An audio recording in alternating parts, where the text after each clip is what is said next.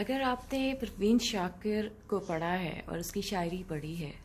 और आपको ये पता है कि परवीन शाकिर की शायरी में उसमें कौन सी चीज़, कौन सी बात वो ख़ास है जो और किसी भी खातून शायरा के कलाम में नहीं है, तो मैं आपको ये बता सकती हूँ कि अमृता प्रीतम का अफसाना में अमृता प्रीतम का अफसाना वो अफसाना है, उसमें वो चीज़ है जो और किसी भी खातून राइटर की तख्लीकात में नहीं है। और वो चीज़ क्या है? वो चीज़ है निस्वानियत। वो चीज़ है भरपूर फेमिनिज्म और औरत का मुकम्मल वजूद और उसकी मुकम्मल मोहब्बत। और जब मैं ये कहूँ कि उसकी अमृता प्रीतम के अफसाने जो हैं वो मोहब्बत से और औरत और नस्वानियत की कहानियों से लबरेज हैं, तो ये बिल्कुल एग्जैजरेशन नहीं है। लेकिन इसको आपको थोड़ा सा ज़्यादा अच्छे तरीके से समझना यूँ पड़ेगा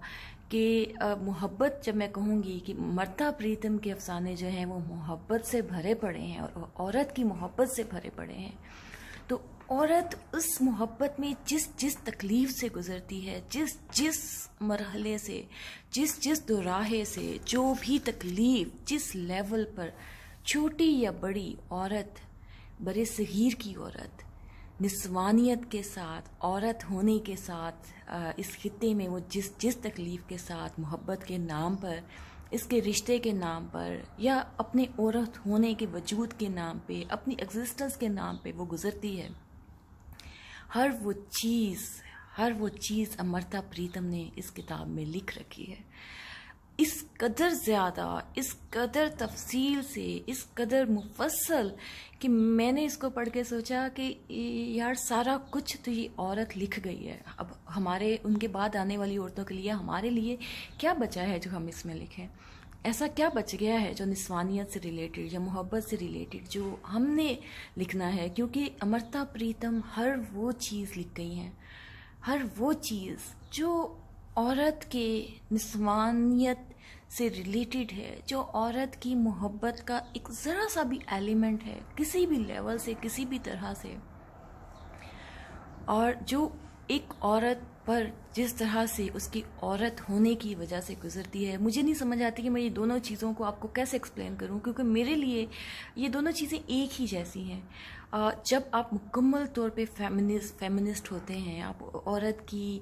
वजूद पे आप यकीन रखते हैं, उसके इंसान होने पे, उसके एक इंडिविजुअल होने पे आप यकीन रखते हैं, तो फिर आप उसके राइट्स पर, आप उसकी मोहब्बत पर भी यकीन रखते हैं। तो मुझे नहीं लगता कि मैं इन दो चीज़ों को किस तरह से आपको अलग करके बताऊं कि ये दो चीज़ें या ये एक ही चीज़ जो है, ये अमृता प्रीतम की किताब में, इस किताब में उसके कोई 450 अफसाने हैं इस किताब में कूट कर भरी हुई है और इस कदर आउटस्टैंडिंग है। यानी कि आप बंदा सोचता है कि यार इतनी छोटी सी बात भी अमृता प्रीतम की नज़र से छुप नहीं सकी। वो इतनी छोटी सी बात को भी अपनी तहरीर में लिखने से, उसकी तकलीफ़ बयान करने से वो चूक नहीं सकी। इतनी तफसीली ये किताब है। तो अगर हम कहते हैं कि परवीन शाकिर औरत की मोहब्बत की शायरी करती थी, तो अमृता प्रीतम औरत की मोहब्बत के और उनकी नस्वानियत के अफसाने लिखती थी। ज़ुबान अमृता प्रीतम की बहुत ही सटल है, बहुत ही सटल। वो ऐसी ज़ुबान नहीं है जैसी हम कहें कि मुसलसल सैनतारड़ जैसी या इंतज़ार हुसैन जैसी, जिसमें तितलियों की और फूलों की और ख़ूबसूरत लैंग्वेज और रिफाइंड लैंग्वेज आपको नज़र आती है, बेहतरीन अल्फाज, बेहतरीन तलमीहात। एक्चुअली तलमीहात की वगैरह की मैं बात नहीं करती, मैं सिर्फ वोकेबलरी की बात करती हूँ, सिर्फ अल्फाज की। तो ये इंतज़ार हुसैन, मुस्तनसर सैनतारड़, जब हम इनके बारे में बात करते हैं तो हम जानते हैं कि उनकी ज़ुबान जो है ना, इंतहाई रिफाइंड है, इंतहाई सोफिस्टिकेटेड अल्फाज वो लोग इस्तेमाल करते हैं। अमृता प्रीतम के अफसानों में वो ज़ुबान नहीं है। मतलब अब मैं ये अगर कहूँ कि नहीं है, बिल्कुल नहीं है, तो ये गलत होगा। लेकिन अमृता प्रीतम की ज़ुबान बहुत ही सटल है, बहुत ही बोल्ड, लाउड, ऐसे जैसे आपने सड़क पर से उठाई होती है। अगर किसी भी इलाके, किसी भी सड़क, किसी भी गांव, किसी भी जगह की जो भी ज़ुबान है, वहाँ पे जो भी अल्फाज बोले जाते हैं वही आपको अमर्ता प्रीतम के अफसानों में मिलते हैं। जब ज़ुबान आप बाहर सड़क पे से जाके इकट्ठी करते हैं ना, तो वो वाली जो ज़ुबान है, बोल्ड, लाउड, जो दूर तक सुनाई देती है, वो वाली ज़ुबान अमर्ता प्रीतम इस्तेमाल करती हैं। लेकिन ऐसा भी नहीं है कि सिर्फ वही ज़ुबान इस्तेमाल करती हैं, बल्कि तकरीबन आधे अफसाने आपको ऐसे मिलेंगे जो इंतहाई नफीस और रिफाइंड लैंग्वेज के साथ भरे हुए होंगे, और फिर आधे अफसाने ऐसे आ जाएंगे जिसमें इंतहाई बोल्ड और लाउड लैंग्वेज आपको नज़र आएगी, और आप सोचेंगे कि यार इतनी इतनी लाउड लैंग्वेज, इतनी बोल्ड लैंग्वेज, ये भी अमर्ता प्रीतम की ही एक खूबी है। मैं अपने आसपास लिखने वाले ख़वातीन का जब लिखा हुआ देखती हूँ तो मुझे लगता है कि हम बहुत सारी चीज़ें, जिस तरह से हम बहुत सारी ख़वातीन शायराओं की किताबों में से हम पढ़ें तो हमें समझ नहीं आती कि ये ख़ातून शायरा है या मर्द शायर है, क्योंकि वो बिल्कुल मर्दाना अंदाज में लिखने लग जाती हैं। इसी तरह मुझे लगता है बहुत सारे ख़वातीन अफसाना निगार भी मर्दाना अंदाज की कहानियाँ लिखती हैं, मर्दाना अंदाज के अफसाने लिखती हैं, जिनको पढ़ के अगर आप नाम ना देखें तो आपको पता ना चले कि क्या ये खातून ने लिखा है या मर्द ने लिखा है। हमारी सोसाइटी में मिज़ोगनी इतनी ज़्यादा है कि औरतें भी मर्दों के अंदाज में सोचने लग जाती हैं।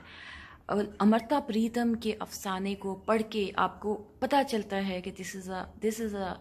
sound of a woman, this is a woman's voice, this is how a woman speaks। आप बगैर नाम के उनका अफसाना पढ़ें, अगर उसमें आपको औरत की आवाज़ नज़र आ जाती है, आपको समझ आ जाता है कि ये अफसाना औरत ने लिखा है, क्योंकि शी डिपिक्ट्स हर सेल्फ, वो अपने आप को इंतहाई बोल्ड तरीके से, अपने औरत होने को इंतहाई बोल्ड तरीके से,